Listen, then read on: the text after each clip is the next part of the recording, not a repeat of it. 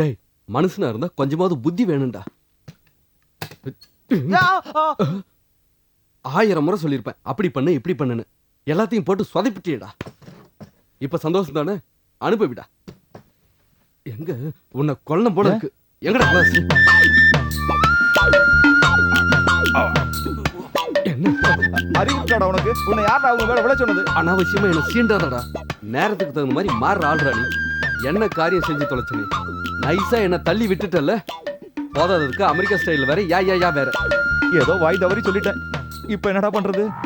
உப்பு தின்னா தண்ணி குடிச்சு தாண்டா ஆகணும். ஏண்டா அந்த பெருசுங்க ரெண்டுமே பயங்கரமான ஆளுங்கடா.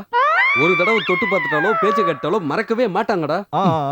அதான் கண்ணு தெரியாதவங்களுக்கு காது கொஞ்சம் வீக்கா இருக்கும். காது வீக்கா இருக்கிறவங்களுக்கு கண்ணு ஷார்ப்பா இருக்கும். இதெல்லாமே பெரிய அதிசயம்டா. எது? கடவுளை உங்களை படைச்சதை சொல்றட்டா. ஓஹோ.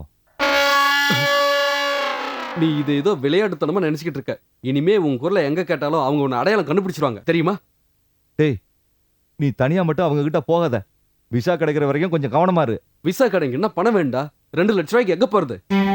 ஒரு மாசம் தவணை கட்டலாம் கூட கட்டினதும் போயிடும்.